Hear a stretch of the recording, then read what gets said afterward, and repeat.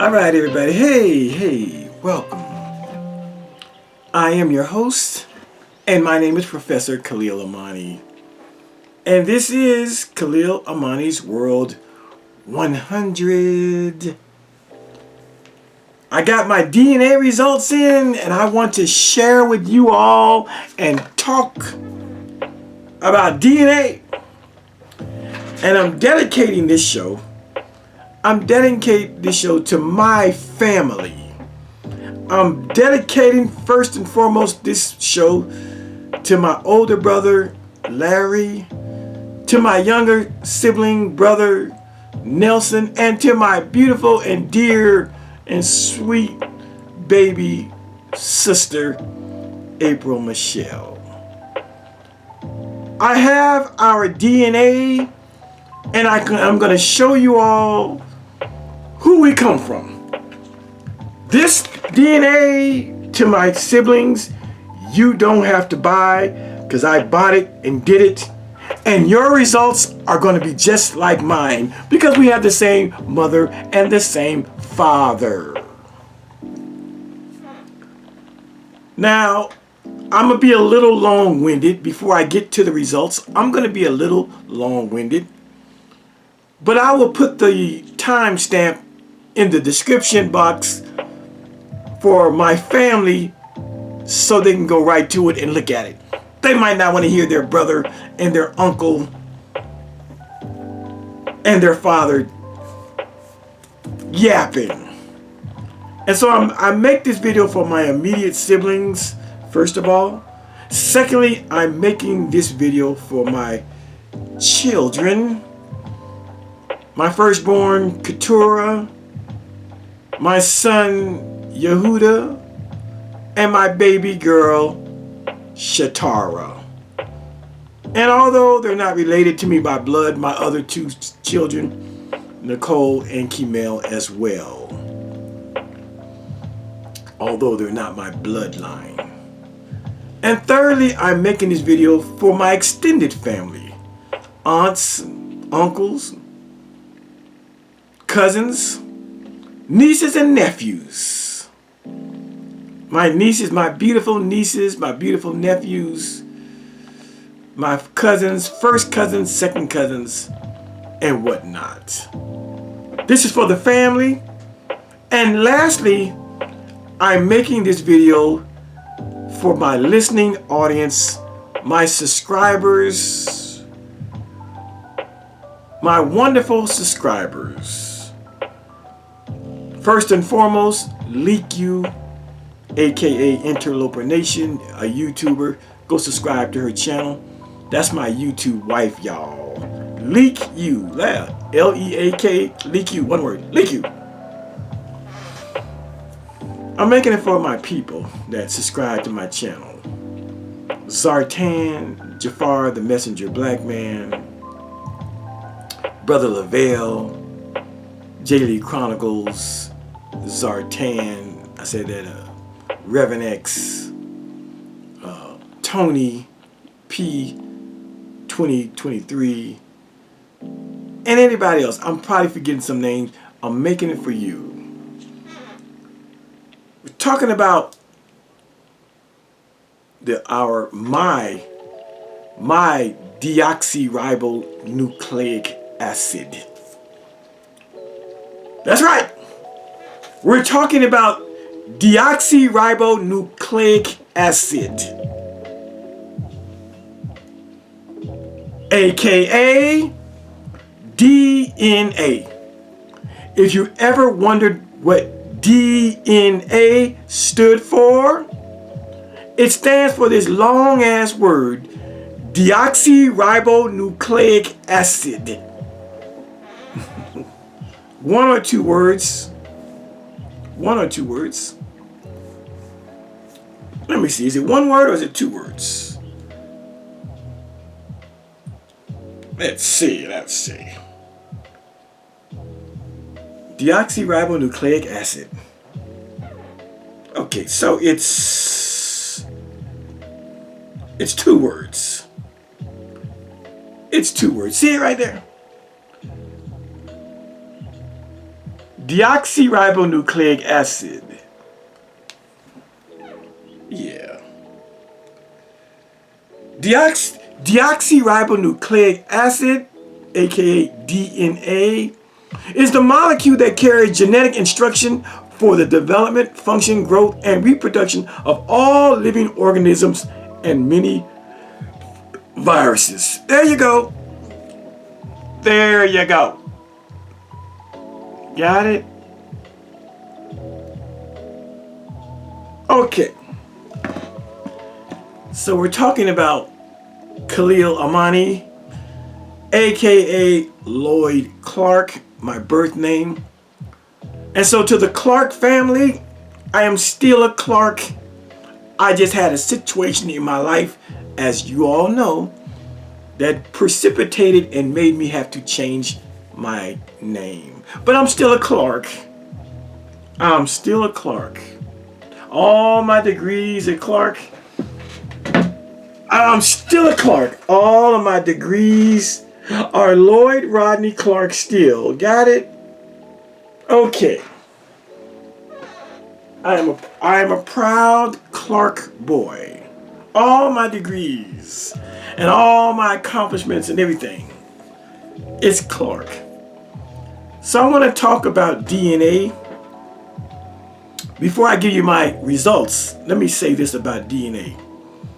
Believe it or not, people, there are some people, specifically I'm talking to black and about black people, African Americans, that don't believe in DNA.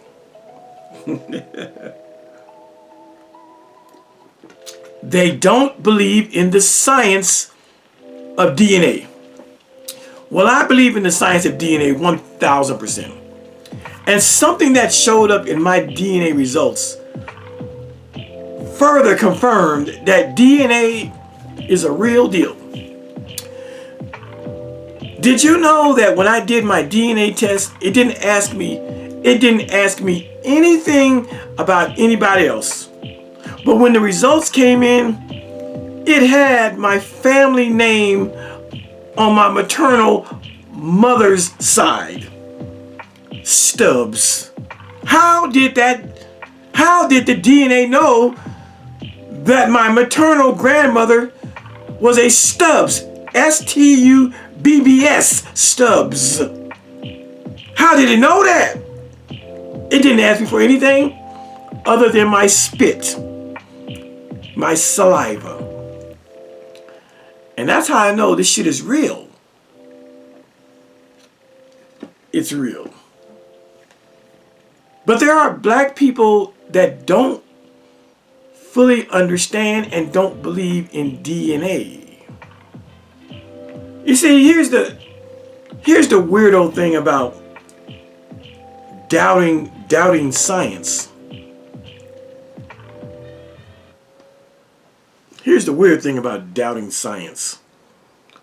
Black folk, white people too, but I'm talking to my people. People in general. Black people who don't believe in the DNA, the deoxyribonucleic acid. And they'll give you these weirdo reasons.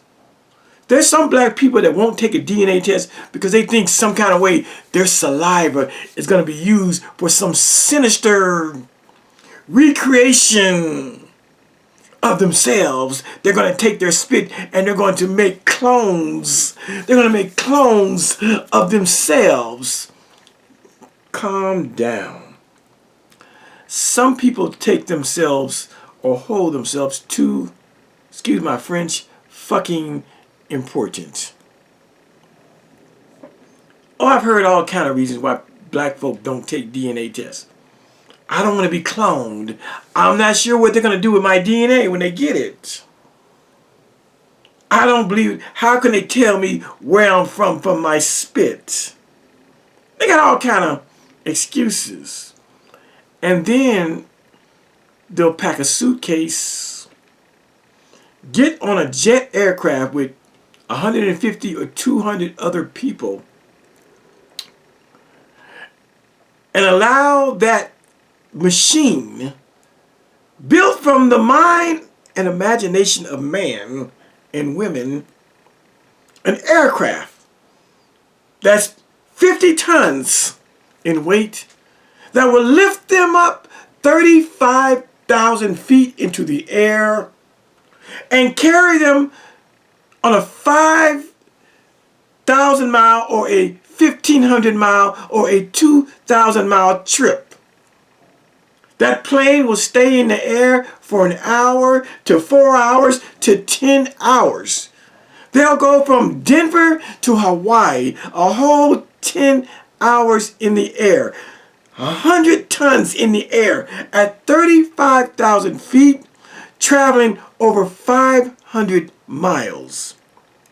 And these same people who don't believe in DNA won't think twice about the science whereby we can go from point A to point B a long distance in just a few hours.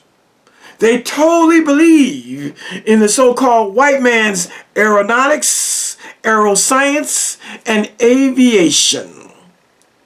They don't even flinch. What? We going to Vegas? What? We going to Miami, LA, New York? We going down to Cabo St. Lucas? We going over to Paris? We going to take a trip to England? We going to Africa? We going to go to Egypt? We're going to fly? You see the silliness? My point is, it took science, going back to the Wright brothers and Kitty Hawk. Some say somebody else started flying first in another country, but for the sake of my conversation. The Wright brothers, Kitty Hawk, flew the first airplane. It took science and ingenuity to figure out how to make man soar in the skies. We did it, and today most of us take it for granted.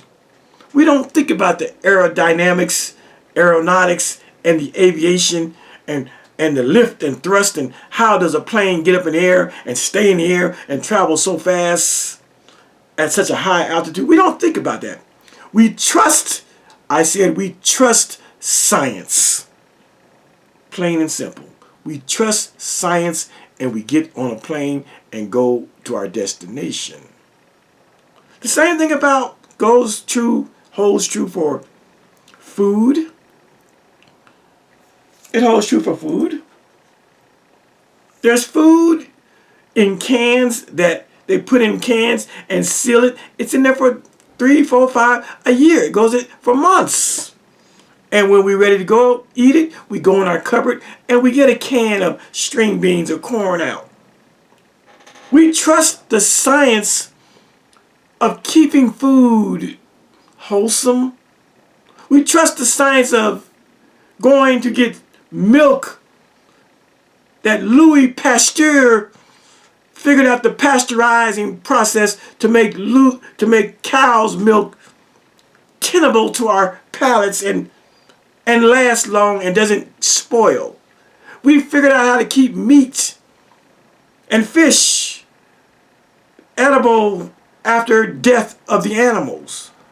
Science did these things.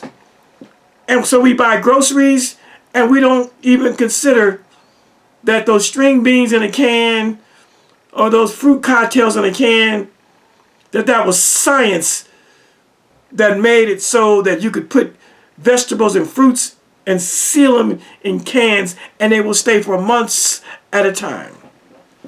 Science does that.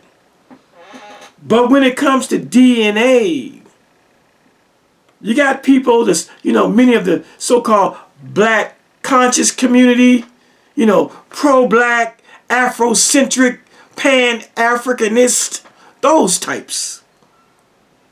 They got issues with DNA.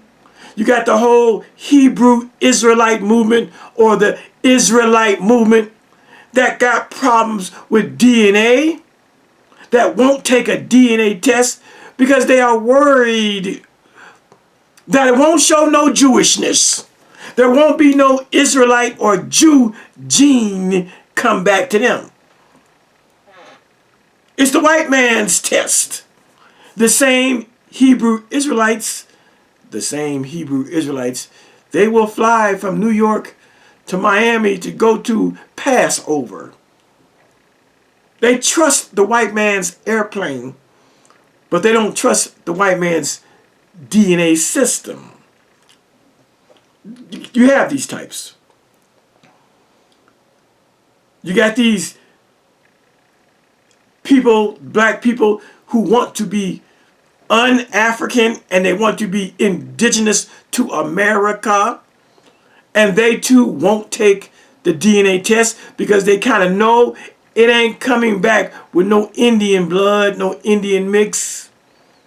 It's going to show that they come from the motherland, from the continent of Africa. So they don't want to take the white man's DNA test because it's going to mess up their belief that they are indigenous, that they are Native American, that they are Indians. Oh yeah. There is a school of thought today wherein black folk are even questioning slavery. There is a historical school of thought wherein black people are saying that slavery happened in reverse. In other words, black folk were already here in America way before the transatlantic slave trade. Yes, there are.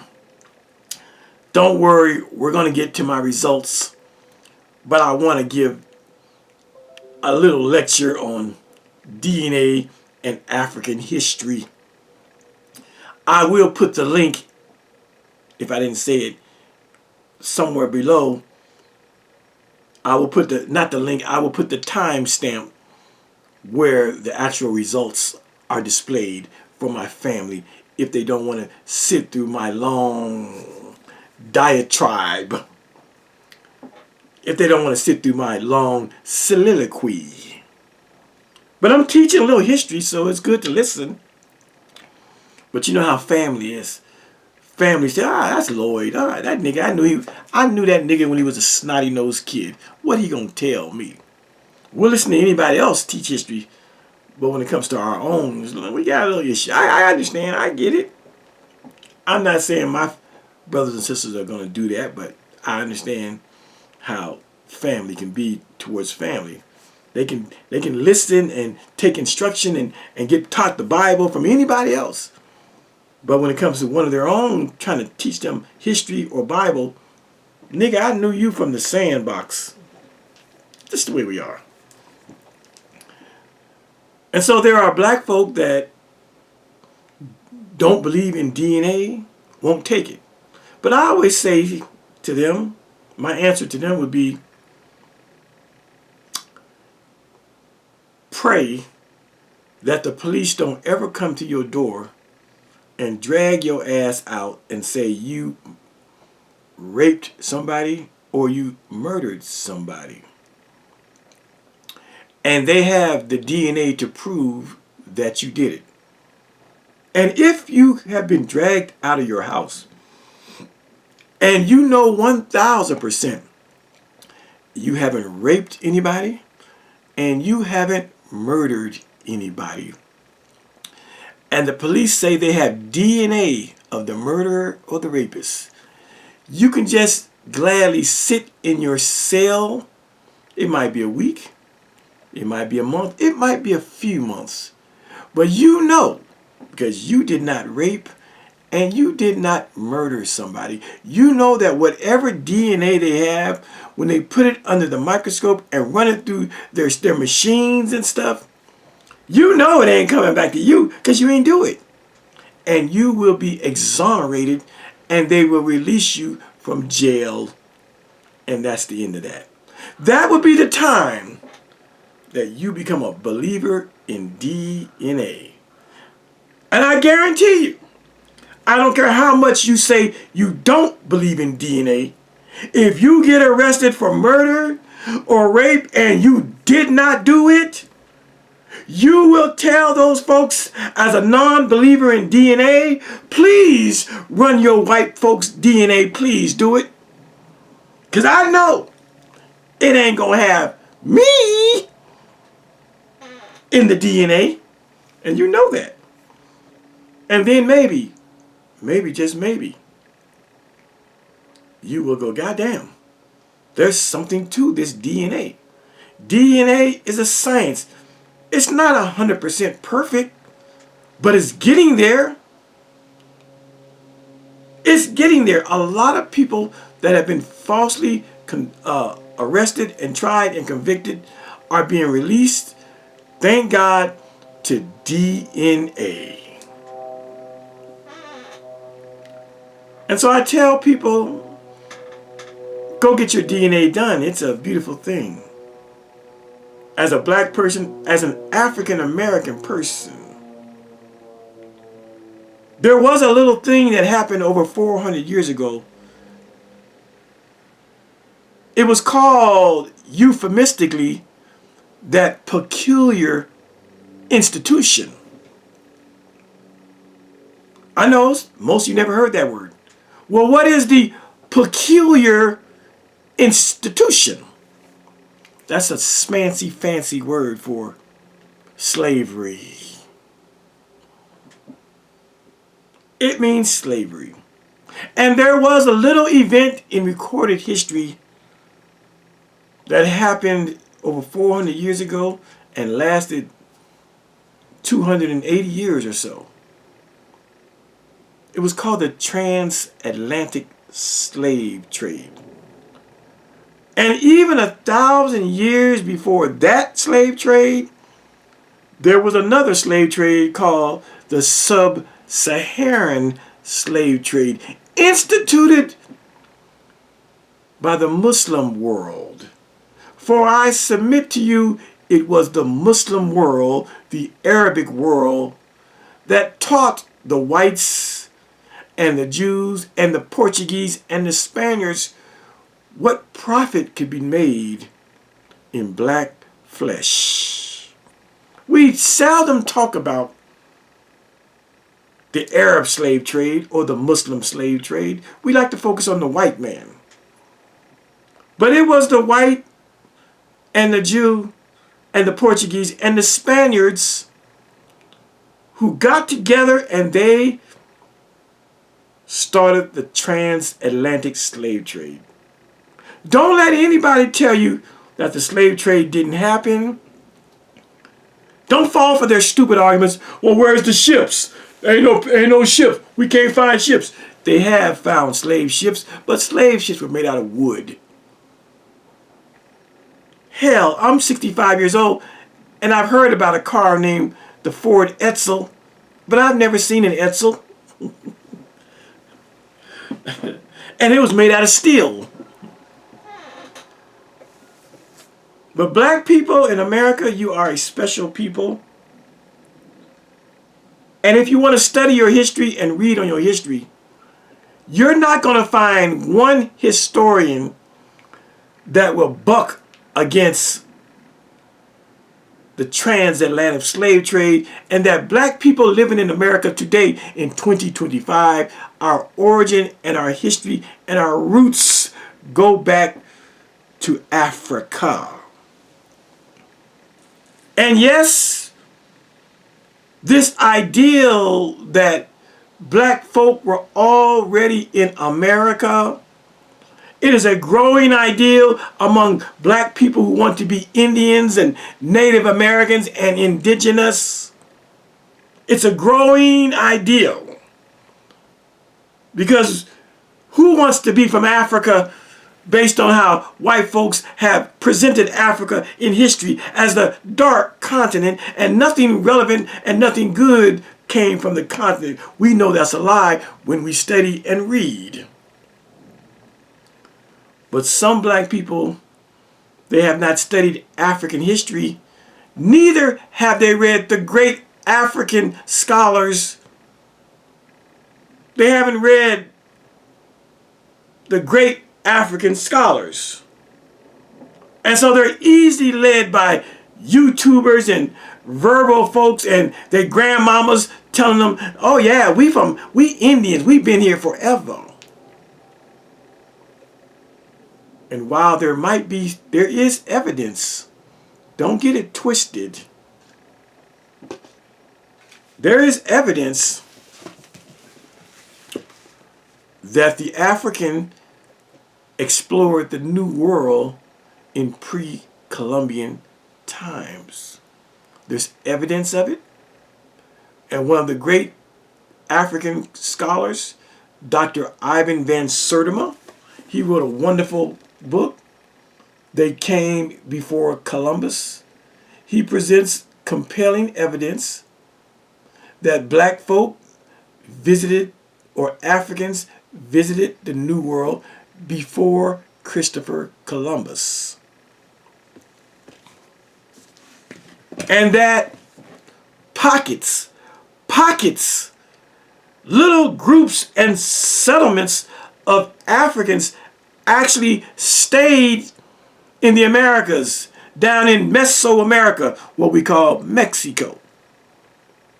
That in fact and indeed pockets of Africans made the voyage before Christopher Columbus came to America, and they remained in America in settlements, in pockets, in camps. And it's duly noted in the historical record that Africans visited the New World. You can also find his book real quick. A really wonderful book. It's by Dr. Professor Leo Weiner, way back in the 1920s. It's called Africa and the Discovery of America. Africa and the Discovery of the America. Dr. John Henry Clark, historian Dr. John Henry Clark, he brought this book to my attention. Leo Weiner, Africa and the Discovery of America. Because it's fascinating to see just how far the African has traveled. And so while there might have been a sprinkling, patches of Africans that remained in America in pre-Columbian times, the notion that the African or that black folk were always in America en masse. En masse. That's E-N-M-A-S-S-E, en masse. It's not true. Yes, we were here. Yes, we came over. But to say that Africans were in the New World in large numbers, trying to downplay and dispel the notion of the transatlantic slave trade is bogus history. And no scholar, black or white, who's worth his salt, agrees that Africans were in the New World in great numbers. Nobody. Not John Henry Clark, not Lerone Bennett Jr., not Ivan van Sertima, not, who else I got over here? Not John Blassingame, none of the scholars. And so I invite you, if you're interested in your African history, there's some good books. When I say African-American history, Our Struggle in America, you can read books like The Slave Community by John Blassingame, or there's another one, From Slavery to Freedom by Dr. John Hope Franklin. All right? We're talking about my deoxyribonucleic acid, aka my DNA. I have the results, but I want to just talk about that first and foremost. Don't let these African Americans, these black folk, tell you that DNA is hoodoo voodoo. DNA is real. DNA is a science that is being perfected as we speak. African Americans, black folks, you're special as a human species. Why do I say that? I said African Americans, black folk in America. Did you know that you are the newest species on the evolutionary chain of humanity? That's why it's okay to be called black. That's why it's okay to call yourself African American. So many of us as black folk, as African American, we want to call ourselves Hebrew Israelite. We want to say we are the original Israelites, the original Jews. We want to say we are Moors. We want to connect with somebody who's been here for a long time. We want to say we are indigenous and we are native. We Indians. We want to attach ourselves to something that pre-existed before we did. But I say to you, black folk, African Americans, you don't need to connect yourself to Israel.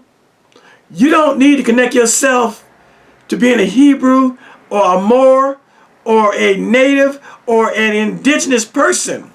Because you, black person, you African American, are a new breed and a new species on the world stage.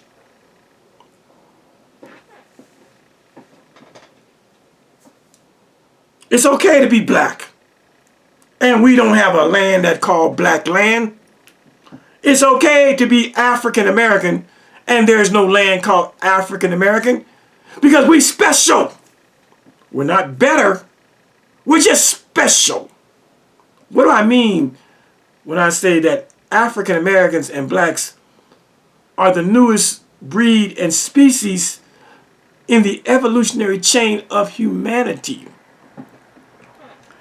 I say that with great pride, that although our roots go back to Africa,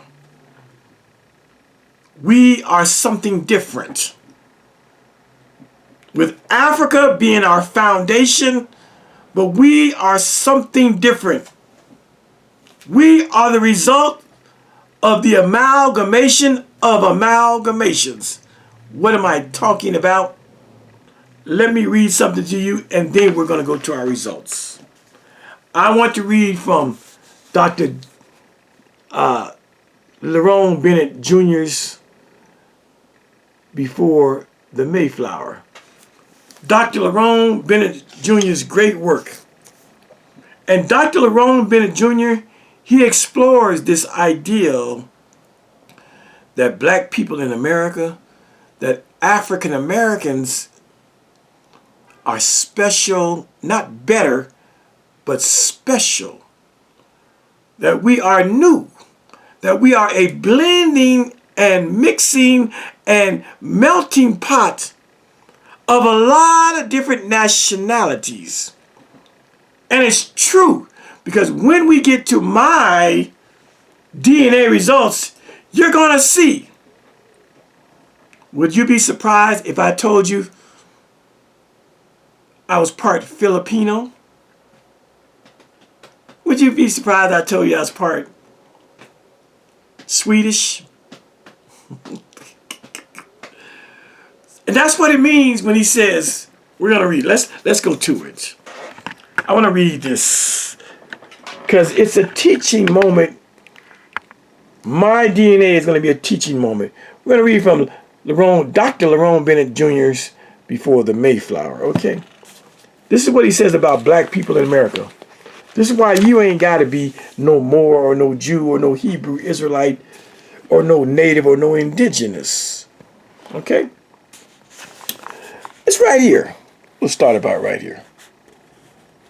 In Herkovitz sample, only 22% of black Americans were of unmixed ancestry. Got it? Only 22% of black people in America are straight African, unmixed ancestry. Bantu, these are African tribes. Bantu, Mandingo, Yoruba, Akan, Semite, British, Irish, German, French, Spanish, Dutch, Creek, Choctaw, Seminole, Pequot, and Marsh P. The American black, here it is. In other words, what he's saying is that Africans, we have African in us, we have white folks in us, that's the British and the Irish and the German and the French. We have Spanish in us, Dutch, Creek, Choctaw, that's Native American, Seminole, Pequot, that's all Indians. Now look at this right here. The American black is an extraordinary amalgam of different amalgamations. The end product of 260 years of amalgamation, he and she, is a genetic metaphor of the impossible possibilities of the peoples of the world, who are not so much equal as complementary, which is, as Teilhard Chardin and Leopold Senghor said, a higher form, perhaps the highest form of equality. My goodness. My goodness. And so it is written, black person, African American, those of you who are the sons and daughters of the African diaspora of the transatlantic slave trade, the descendants of slaves, the descendants of captives, the descendants of Africans that were brought over here and brought in other places of the world, like the Carib Islands. Yeah. All over the place, the Africans were brought. And so the book says that the American black is an extraordinary amalgam. You know what an amalgam is?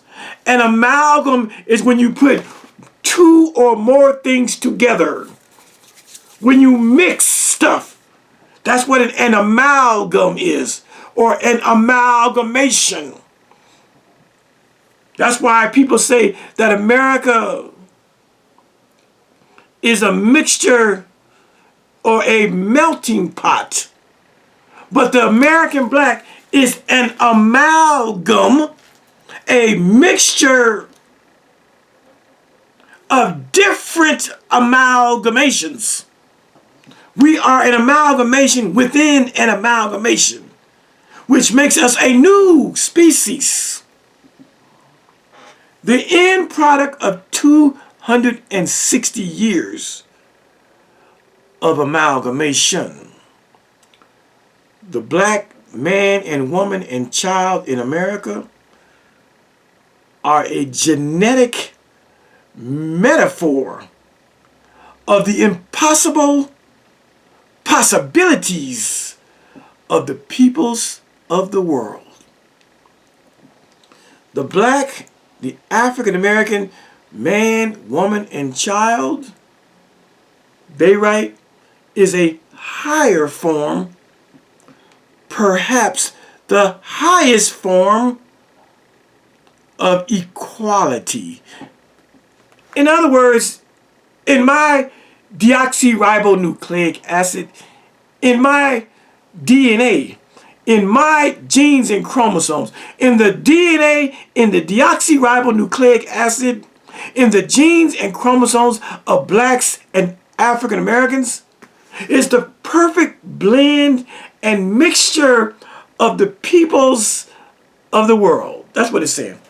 It doesn't make us better or supreme. It just makes us the perfect archetypal human being. And you might understand that by looking at how black folk have achieved and accomplished. Certainly, in matters of sports. My goodness. But we smart too. Our accomplishments up here.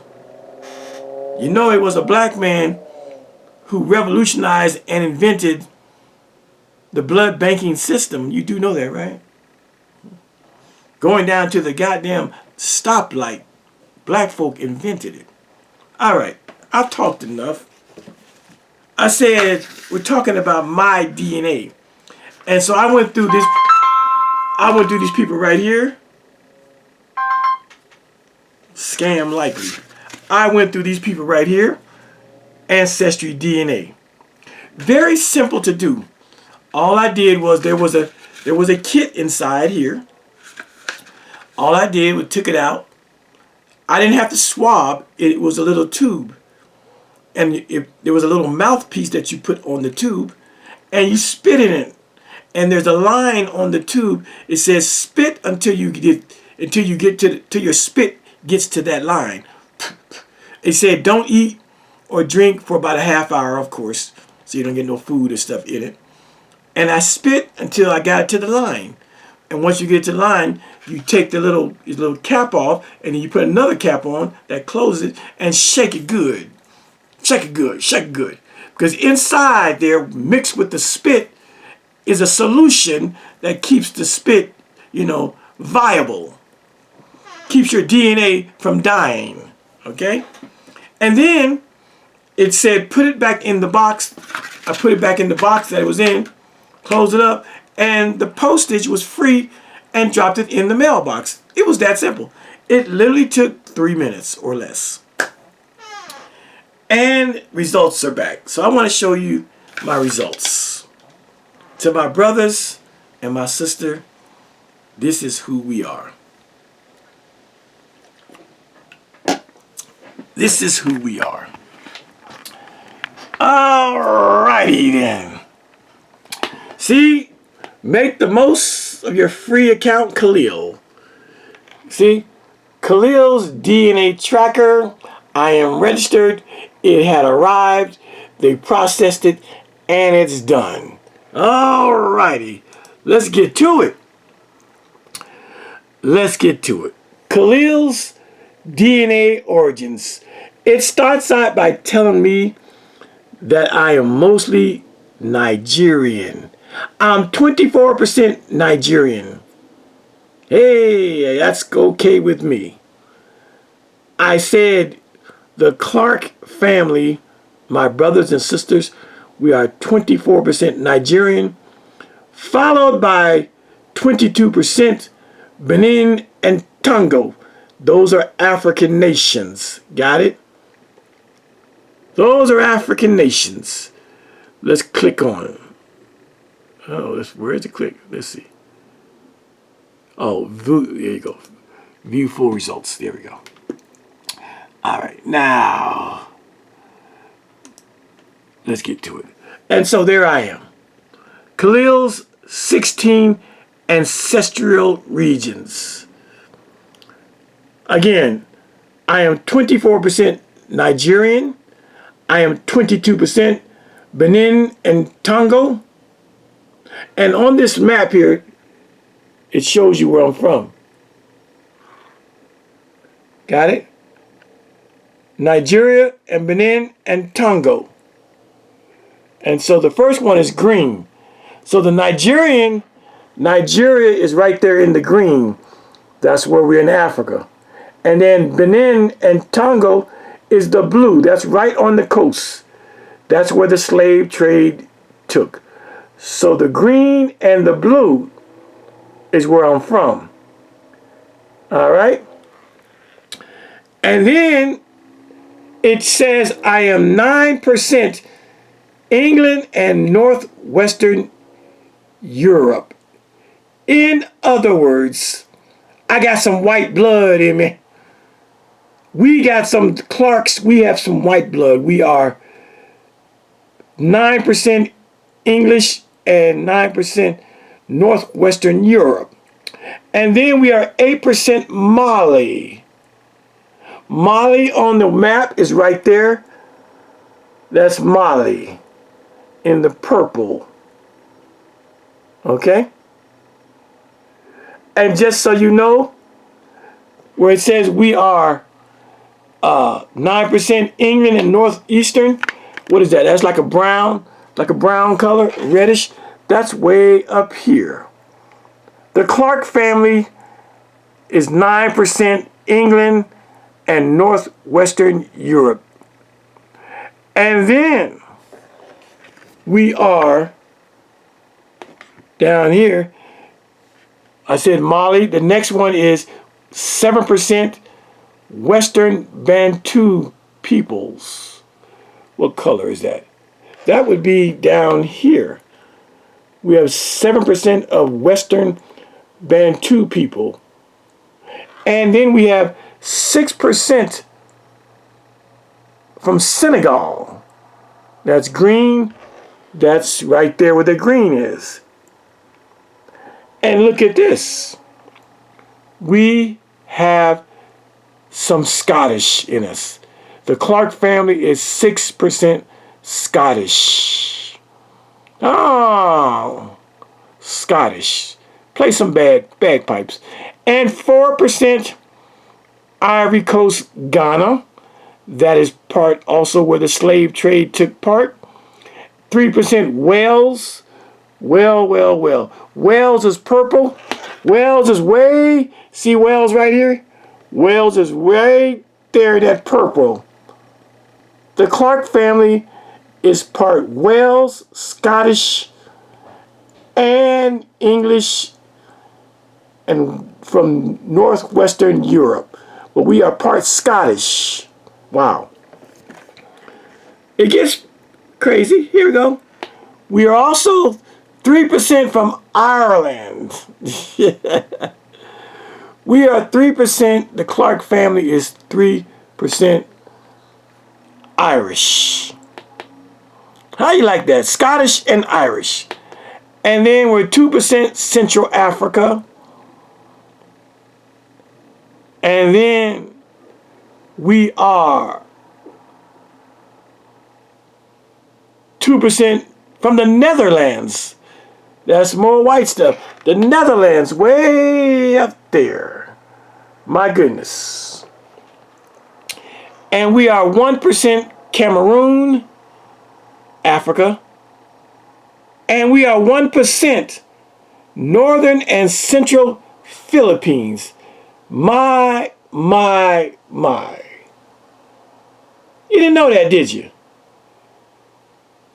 We, the Clark family, have 1% Filipino blood and 1% Norwegian blood from Norway. Those are my results, and I'm sticking with it. And so, just to review, the Clark family, to which Khalil Amani belongs to, we are 24% Nigerian. So maybe you want to start learning about Nigeria. Go to a Nigerian wedding and eat some Nigerian food, and get to know your roots, you Clark family. We are 24% Nigerian and 22% from Benin and Togo, Africa. Take this video and you'll be able to do your studies with. 9% England and Northwestern Europe, 8% Mali, 7% Western Bantu peoples, 6% Senegal, 6% Scotland, 4% Ivory Coast and Ghana, 3% Wales, 3% Ireland, 2% Central Africa, 2% the Netherlands, 1% North Central Nigeria, 1% Cameroon, 1% Northern and Central Philippines, and 1% Norway. Norwegian. My goodness. My goodness. Isn't that interested. There's some other things in here you can go to that tell you how your families move throughout the earth. They can show the paths of your families. Oh yeah. Oh yeah. There's a lot of good information. Not just that. I've already gotten matches. It shows you right here. It gives you lots of good stuff. It shows your ancestral journey, how we came from Africa. And it looks like a lot of my people ended up in South Carolina. See, early southern U.S. African Americans. And this traces where my people went. It shows we went down to Mexico, and it shows we went to Americas. It gives you a timeline going back to the 1750s. This is all from DNA. I haven't even studied all of it, but I wanted to get this out there to you. But it shows from the Carolinas on down to Georgia, Alabama, Louisiana is where my family went. Let me see. What I was really excited when I saw, they actually had my mother's grandmother's name mentioned as a person that I was related to. They've already given me Jordan Hayes. It's a white lady. Distant cousin. I got somebody named Lasandra Davis. Distant cousin. I also have somebody named Alexis A. She looks Asian. She's my distant cousin. I have got to look at this further, but I wanted to share this with you all, how this thing works. But again, these are all the people, and this person right here is related to me. And here's the thing about her. I didn't put her name on there, but this is my niece. This is my brother's daughter. How did the DNA know that my brother's daughter was related to me? It proves that DNA is accurate and it is good. This is, it says, first cousin, one time removed, or half cousin. She's actually my niece. But it picked her name because she did the DNA a couple of years ago, and it picked her name. And that's how I know that this shit is real, because I know this person, and she came up as my relative, and she is my niece. She is my brother's daughter. So that's how I know that's real. And I got a lot of other people. I don't know the rest of these people, but all of these are extended family. It's a lot of them, too. Hundreds of them. As a matter of fact, there's one of 950 people. There's 950 people that have been identified that are related to Khalil Amani. But this one person, LaToya Clark, as you see, Forbes is her married name. That is my niece. And it picked her up.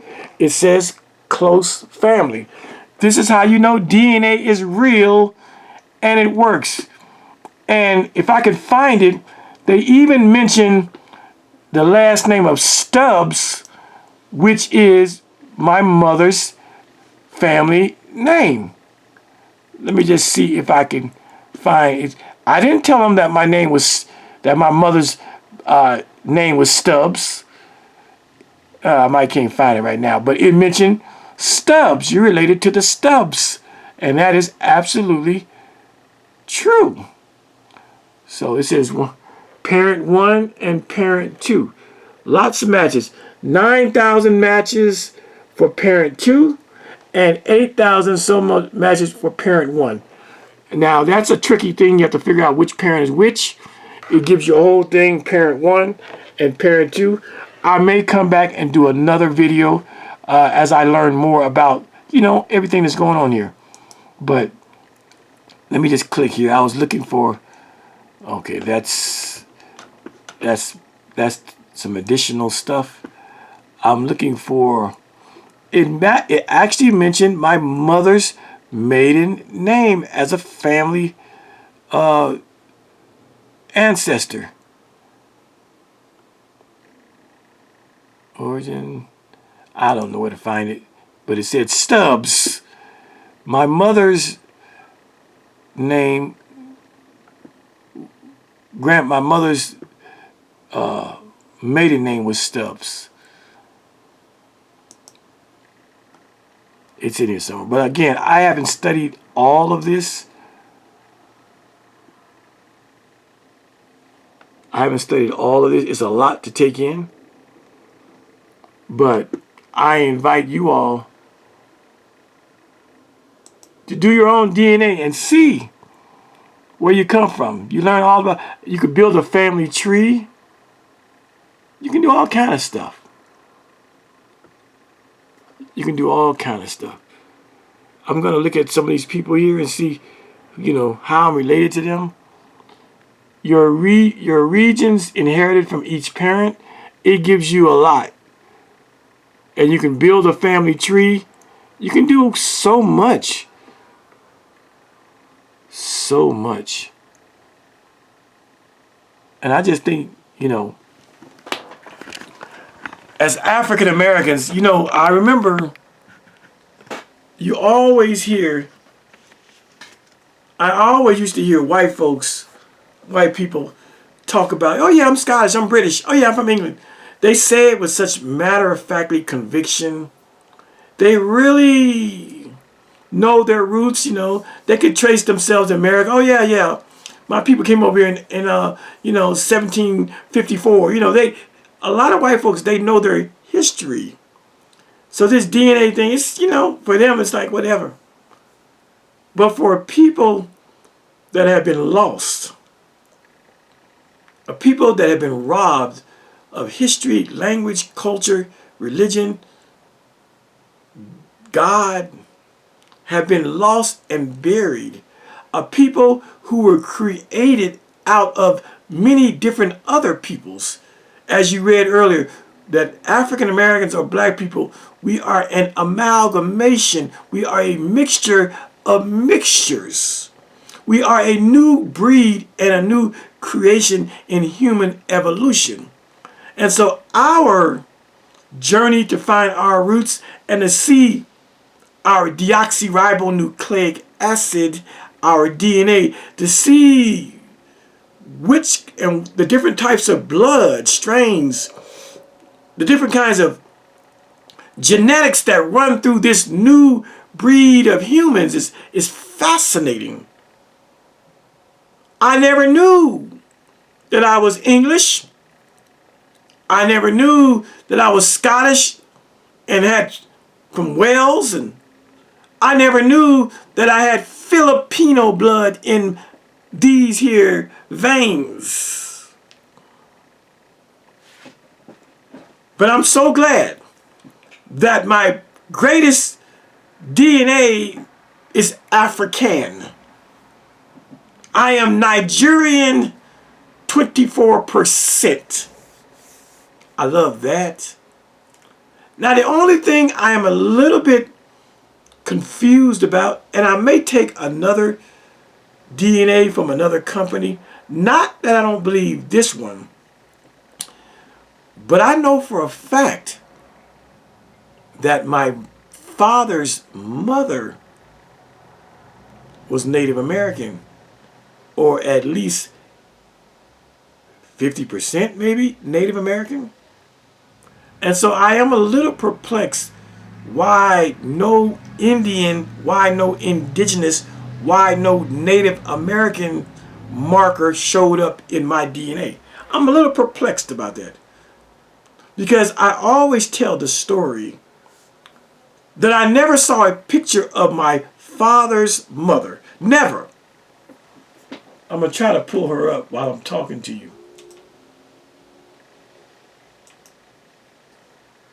I never saw a picture of my father's mother. There was none in the house.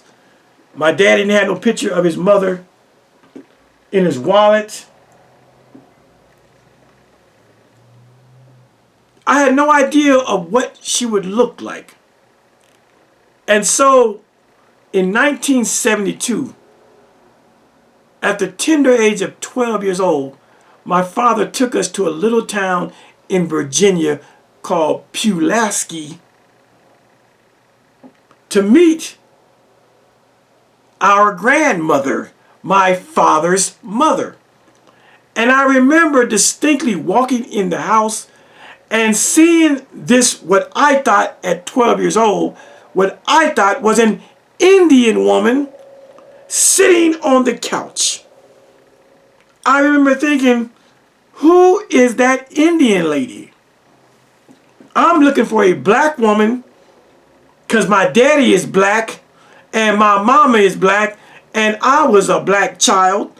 But on the couch, in my 12-year-old mind, sat an Indian woman. And they told me, as with my siblings, that is your grandmother. That is your father's mother. And I remember thinking, I didn't know we had Indian in our family. Let me see if I can find a picture.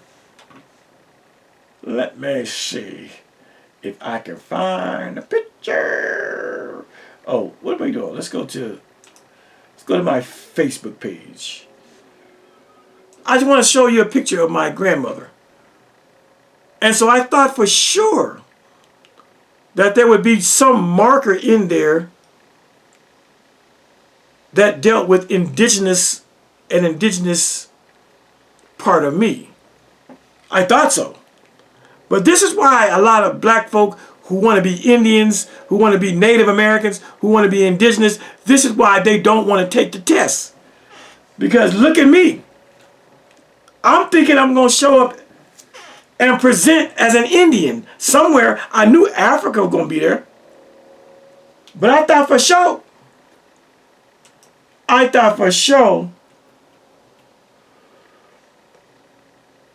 that I would present, it would show. Let me see, Latoya. Let me see if I can pull up a picture of the woman I'm talking about. I think it's in I can go to my brother's albums, cover, 84 profile pictures, no. There's my mom, we got grandma. Well, maybe I better just go to mine. I just don't know where it's at, but we'll see. We'll see. Give me a moment. Pictures, photos, and we'll go to albums. And then we'll go, let's see. We'll see. I might find it, I might not.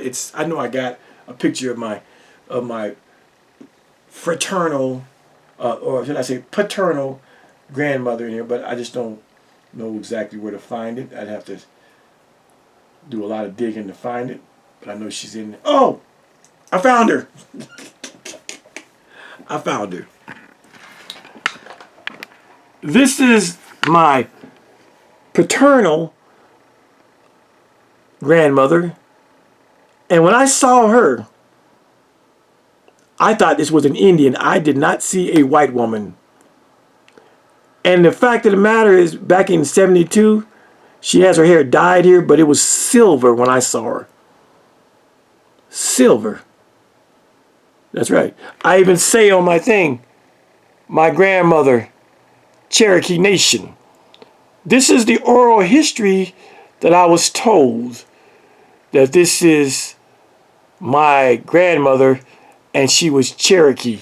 And when I saw her, I distinctly remember being 12 years old going, who is that Indian sitting on the couch? And if you look at her, you can tell she definitely ain't black. But this is my father's mother, my grandmother. Okay? And so, for this reason, For this reason, I'm going to look into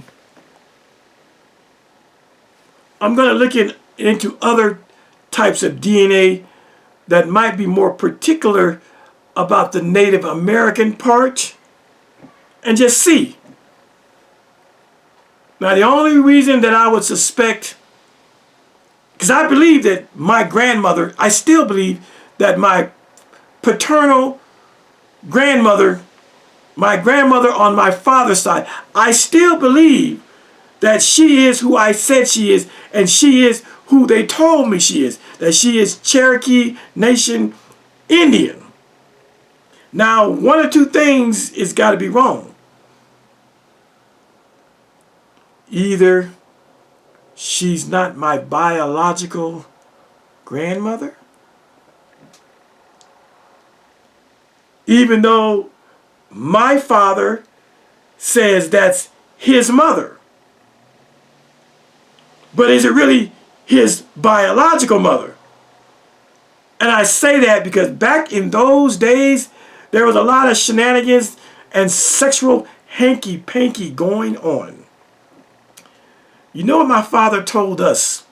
I was 12, I had a brother that was 13, and another brother that was 14. In other words, the 12, 13, and 14-year-old sons of my father, we were at that sexual age where we want to mess with girls. You know what he told us? He told us when we went to visit this woman, y'all leave those girls alone up the hill there. We didn't know why.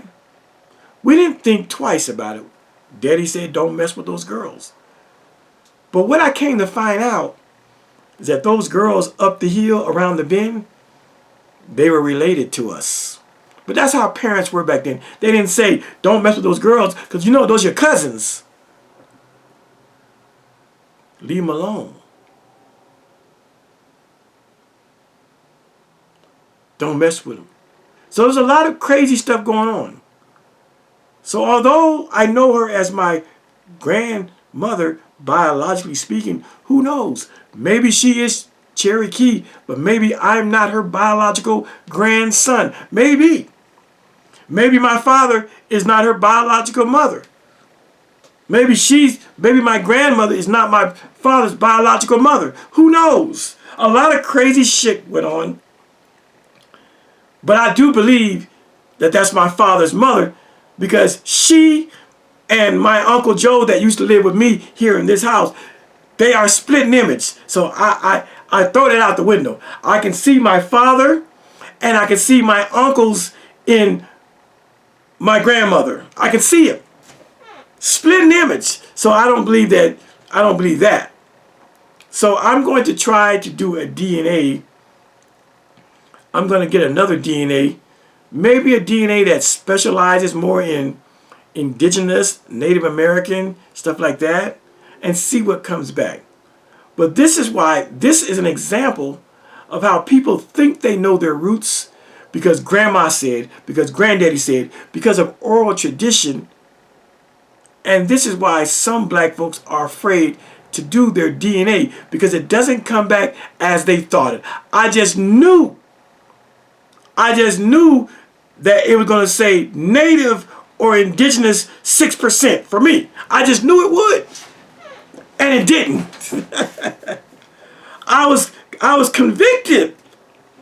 I just knew that when this came back, it would be mostly African, which it came back 24% Nigerian. But I just knew I would show on there 5, 6, 8, 10% native, indigenous, Indian. And it's nowhere on there. But to my surprise, it tells me that I am part Filipino.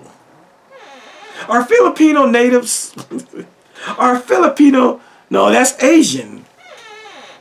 Even though we know that the Indians supposedly came to America as Asians by crossing the Bering Straits some 50,000 years ago. Maybe that's the connection after all. That the Indian comes across the Bering Strait from Russia through Alaska down into the Americas, as the Asians And it shows up that I am, in fact, 1% Asian. But I'll look further into it, and maybe, just maybe, I'll do a second DNA that focuses in on Native American, Indian, indigenous DNA. But again, as I close, this is why your Hebrew Israelites are afraid to do DNA, because they're not going to get no Jewish markers back. They're not going to get E1, B1, or whatever the Jewish marker is. They're not going to get the Jewish marker, and then they have to wrestle with, oh my God, maybe I'm not a Hebrew, maybe I'm not an Israelite, maybe I'm not a black Jew. So, like the fabled and mythical ostrich that sticks his head in the sand, many so-called Hebrew Israelites, they will disavow the DNA because they're afraid of what it might tell them. Same thing with some of the indigenous, so-called indigenous black people who say they're not African, they are only Indian. They don't want to take the DNA because it's going to come back 24% Nigerian, 18% West African, and it might not come back like mine, where I thought I would come back Native American. It might come back no type of Native American. And so they will throw away the DNA and simply rely on oral history and oral tradition and what grandma and great-grandma and granddad and great-granddad and their mamas and daddies told them about their Indian roots. And don't get me wrong, there's nothing wrong with oral tradition. Everything starts with oral tradition. The Bible started out as oral tradition. But we live in an advanced age with the technique known as deoxyribonucleic acid, aka DNA. We live in these times. And the DNA don't lie. It doesn't lie. It may not be perfect, but it puts you in the whereabouts of where you came from. And again, I may do a follow because in that DNA, it told me who my maternal grandparents were. I never told this company who they were. It says you are connected to the Stubbs, and the Stubbs name is my mother's maternal, my grandmother's name, and my mother's maiden name. How did the DNA know it? It proves that it is pretty goddamn accurate. And it showed me someone that I knew that was related to me. My very niece, my brother's daughter. She showed up as an ancestor. So it gave me two verifiable sources that put my niece and my maternal grandmother in my family lineage. That's convincing as fuck to me. And so as I close, I invite you, if you're an African American, if you're biracial, even if you're white, it's exciting to look and see where your bloodline came from and the travels it took to get you where you are today. Thank you for watching this video. Shout out to my immediate family, my brothers and sisters. Shout out to my nieces and nephews, my cousins, first, second, third cousins, uncles and aunts. Shout out to all y'all. I did this video for you. We'll talk to y'all again. I'm Khalil Amani, and we out. Peace.